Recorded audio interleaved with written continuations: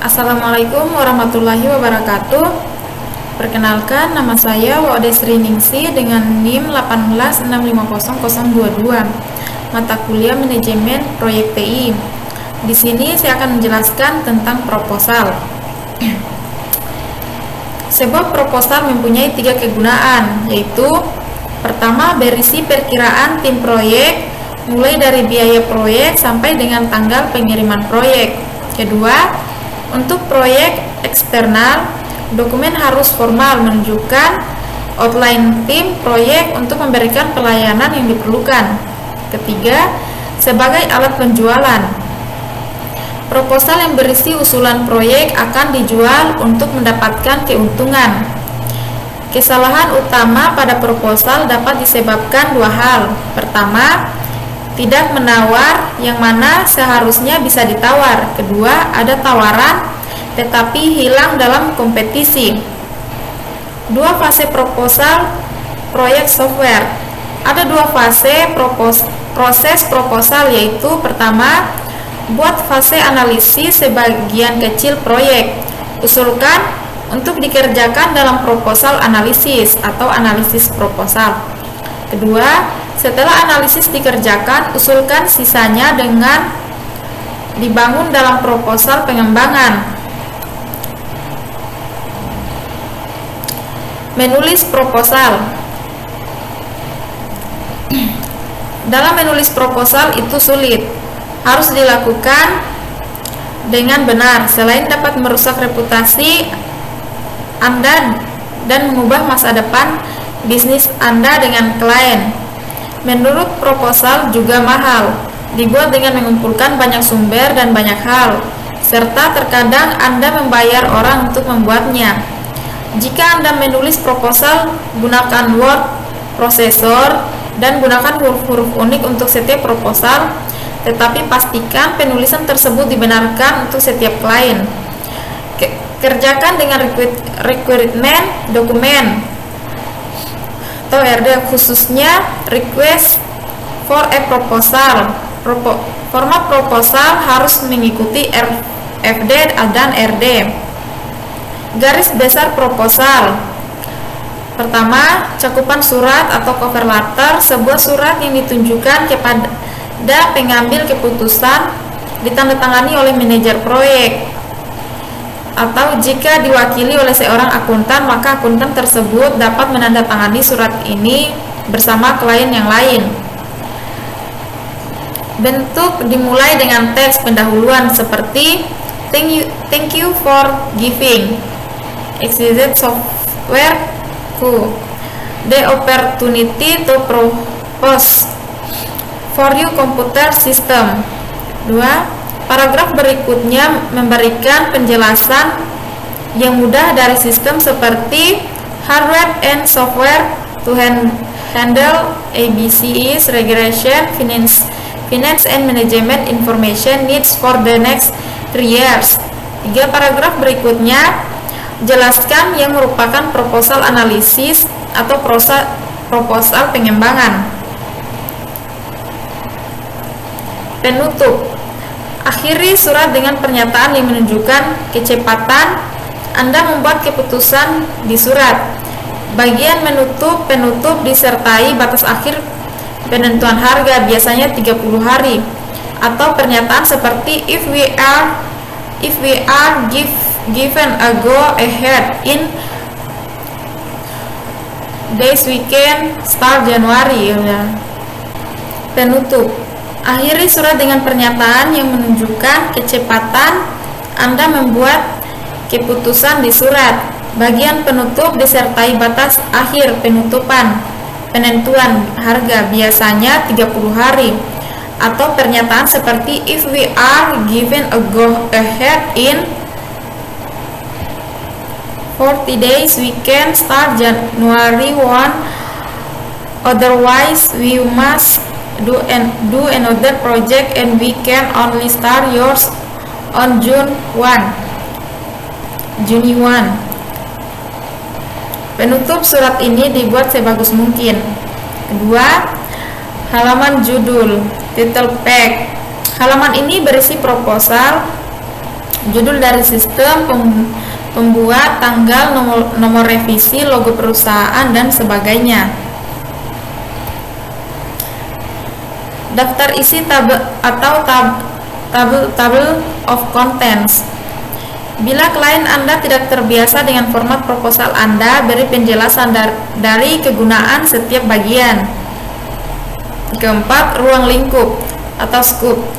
Lihat paragraf yang menjelaskan hal tersebut pada bagian ini langsung dari requirement dokumen. 5. Keuntungan advantage jual proyek Anda. Buktikan bagaimana perencanaan Anda, kontrol dan 7 fase metodologi. Keenam, keuangan atau finansial.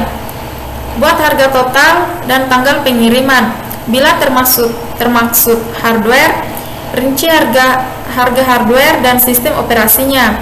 Buat daftar non material seperti job satisfaction, goodwill, customer happiness, manajemen happiness, edge. 7. Rencana atau plan. Gambarkan langkah-langkah rencana Anda untuk membangun proyek. Jika proposal, analisis, rincian alasan-alasan untuk penggunaan metode 2 langkah. Jelaskan fase analisis yang dihasilkan, tidak terhingga nilainya. Dokumen fungsional, specification yang akan digunakan oleh klien dan tim proyek untuk spesifikasi yang tepat mengenai apa yang dilakukan sistem. 8. Kemampuan dalam penyampaian atau deliverables. Daftar user yang akan merinci. Pertama, hardware. Sistem operasi, paket software. Buat daftar secara rinci keadaan bagaimana yang Anda pilih, salah satu fungsi, kapasitas, dan tanggal pengiriman. Kedua, kostum software, sama seperti yang di atas. Ketiga, jaminan. Berapa lama setelah pengiriman dan bagaimana Anda akan memberikan dukungan. Keempat, dokumen. Daftar manual, user operation, manager, maintenance, dengan menjelaskan singkat dari pembaca. 5. Pelatihan. Daftar bagian user operation, manager, maintenance, dengan menjelaskan laporan singkat dari peserta. 6. Gambarkan metode pengiriman. Kapan Anda akan mengirim, di mana akan dikirimnya, dan bagaimana itu dilakukan. 9. Penerimaan atau acceptance. Salah satu masalah yang sering terjadi dalam industri komputer adalah sistem yang ditolak. User menolak untuk menerima sistem dan untuk membayarnya karena dia merasa tidak seperti apa yang disetujui tim proyek pada awal pengiriman. 10. Alternatif. Kadang-kadang kita menunjukkan RFP ditulis langsung oleh penjual atau hardware software. Dalam pikiran kita, ini baik jika Anda salah penjual. Tetapi apa yang Anda lakukan bila Anda bukan penjual? Anda harus merinci solusi penjual lain seperti alternative solution dan buktikan mengapa solusinya berbeda. 11. Istilah, kondisi, dan pendapat. Terms, condition, and assumption.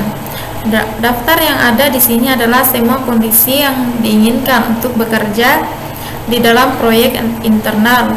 Daftarkan semua asumsi. Jika asumsinya mempengaruhi biaya proyek, Anda harus memproteksinya.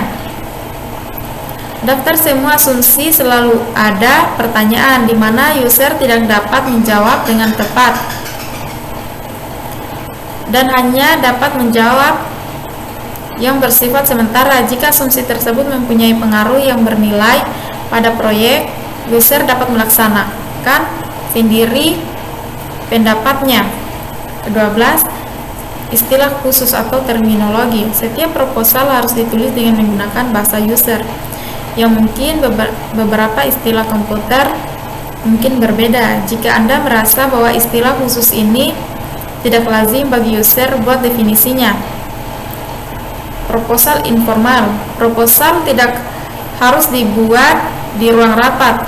Proposal tersebut dapat dibuat menjadi informal melalui telepon, tempat latihan, golf, bahkan di bar. Presentasi proposal secara formal yang dilakukan di ruang rapat akan selalu membutuhkan tempat, tetapi user sudah siap mengetahui hal-hal utama apa yang akan dikemukakan. Persetujuan proposal internal. Ada aturan diisi software service yang menyatakan bahwa proposal tidak dapat keluar sebelum mendapat persetujuan dari manajemen tingkat tinggi. Persetujuan manajemen tingkat tinggi berhubungan dengan sejumlah hal yang diusulkan. Peraturan ini untuk menghindari hal yang tidak diinginkan. Presentasi proposal. Selalu siapkan presentasi. Siapkan dan buatlah jadwal semua peralatan yang dibutuhkan seperti transparansi, proyektor, layar, sebuah terminal, dan modem untuk berhubungan ke dalam sistem yang mirip dengan yang Anda usulkan. Buatlah presentasi di dalam ruangan yang tepat menurut Anda, di mana menurut pandangan user akan lebih dapat diterima. Langkah-langkah presentasi. Pertama, buatlah ucapan pembuka, perkenalkan tiap peserta dan nyatakan tujuan pertemuan tersebut. Kedua, perkenalkan proposal Anda secara garis besar. 3, bagikan proposal Anda. Keempat, beri waktu pada tiap peserta untuk membaca proposal. Kelima, kemudian beri penekanan utama di setiap bagian yang penting. Terakhir, tutup, sarankan user untuk membeli secepatnya. Kesimpulan untuk proposal. Penulis proposal dan mempresentasikannya merupakan sebuah seni. Kedua, Anda mungkin beruntung dan tidak harus membuat proposal. Jangan membuat proposal asal jadi. Ketiga, utamakan kualitas bukan kuantitas. Keempat, jangan janjikan sesuatu yang tidak diminta oleh klien. Siapa yang Anda pikir akan membayar ini? Kelima, rencanakan memberi solusi untuk semua masalah. 7, dan akhirnya, untuk sebuah proyek eksternal, sebuah proposal adalah kumpulan dokumen yang sah. Hal ini seharusnya dibuat sebaik mungkin, seperti untuk proyek di dalam dengan resmi dibuat seperti jika melakukan kontrak eksternal. Terima kasih, mungkin itu saja yang bisa saya jelaskan. Assalamualaikum warahmatullahi wabarakatuh.